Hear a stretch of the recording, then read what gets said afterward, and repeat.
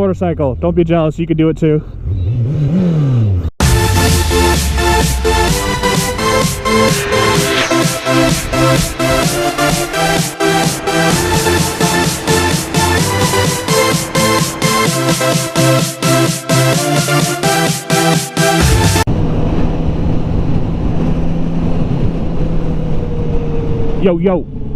Yo, guys, what's going on? So, my last video that I had posted, or one of my last videos, I can't remember if it's last video or not, but one of my videos, Moto Madness picked up, and it was the one where the guy in the Harley stalls out after, you know, trying to act all tough, not all tough, but like a badass. And a lot of the comments were pretty funny, actually, but a lot of people got like super butthurt over me saying the Harley douchebag guys. So I wanted to clarify some things, you know, on that topic. Not everybody that rides a Harley is a douchebag. I mean, that's just not how it works. But anybody that rides, and when I say rides, I mean actually rides, not just like 500 miles a year, but anybody that rides that is in the community, the biking community, knows that there is a stereotype for Harley riders being dickheads, essentially.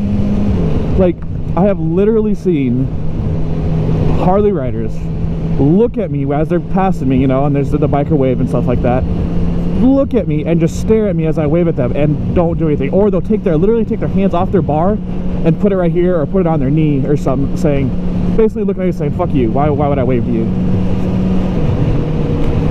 And on the other side, there's the stereotype of douchebag sport bike riders, which I'll admit I can be a douchebag at times with the way I ride. And the stereotype for them is they ride fast, they're stupid, they blame other people for when they, you know, something happens, you know, they're going 90 miles an hour down the road and a car pulls out in front of them and they blame that car, when in actuality it was them because they were hauling ass. The thing is, stereotypes exist for a reason.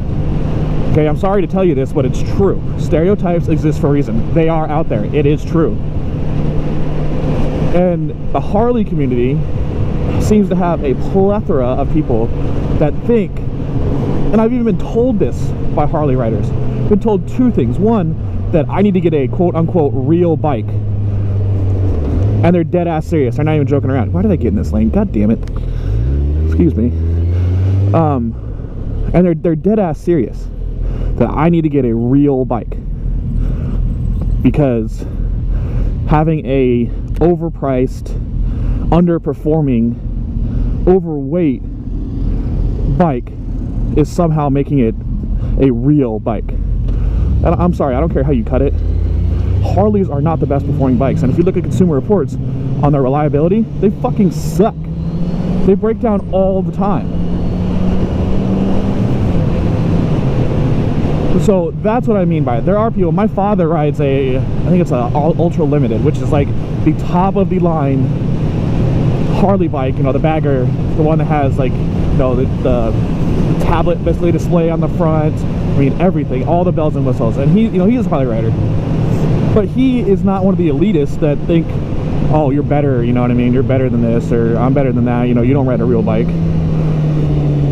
And the other thing I was told is that I've been told by Harley guys that I don't ride with sport bike guys. So if you think that me saying a Harley douchebag and you ride a Harley and that offends you, chances are you might be a Harley douchebag guy. I mean, let's face it, you know who you are. You know you're the, you know, you look down on other riders, you know who you are. There's got to be at least one person watching this that's like, man, fuck you. That's not true. I don't, you know, I just like Harley better. So that's what I meant about Harley douchebag riders.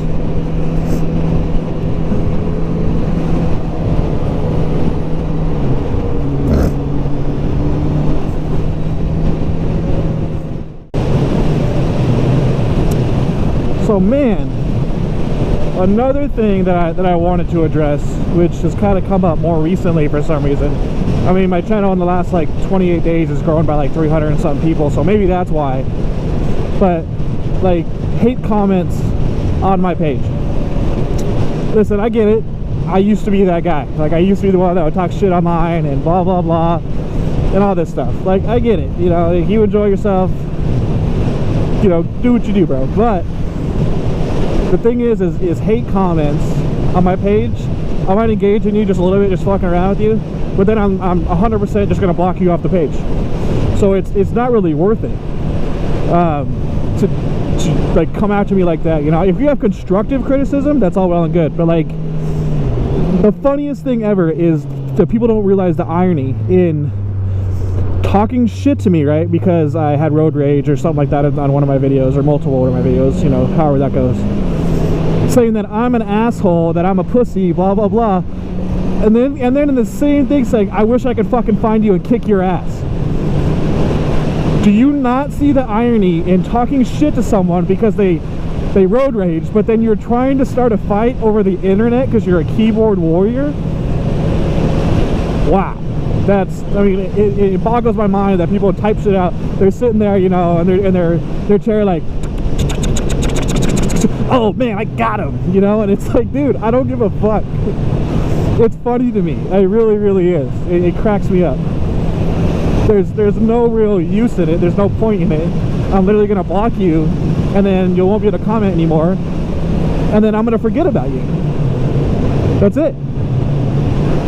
So, I mean, you can do it if you want, but it's literally just wasting your time and effort. But that's my little jam on people that just want to talk shit on the internet. And no, I'm not gonna fucking meet up with you. Like, if you live in my town, I've had this one too. Hey, man, let's meet up at this place, let's fight. You're really trying to fight over a video that was posted on the internet. Okay, man, your parents must be proud. Anyways, so yeah, keep up the good work, guys. Appreciate it. Oh yeah, and another thing. Whoop. You know who you are. A funny story for you. I'm here next to the DM Boneyard, and it reminded me of this time that I was in JROTC in high school. And for those of you that don't know, it's a Junior Reserve Officers Training Corps. Basically, it's like a high school class where, you know, you wear uniforms, you do military things, either Air Force, Army, Marines, you know, whatever thing they have.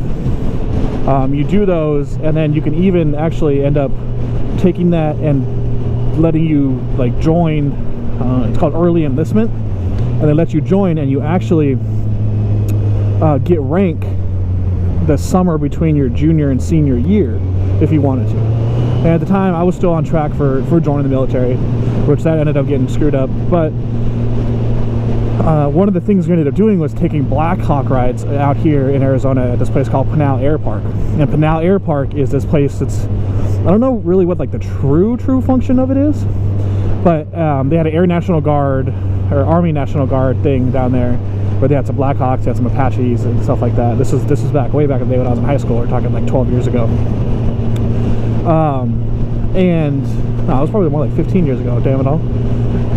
But we got to do Blackhawk rides, and so we got in like groups of like, I think it was like 3 to 5 in the Blackhawk, and it was me, 2 of my friends, and this one guy, which we really didn't, you know, no one really cared for at the time. He was kind of weird.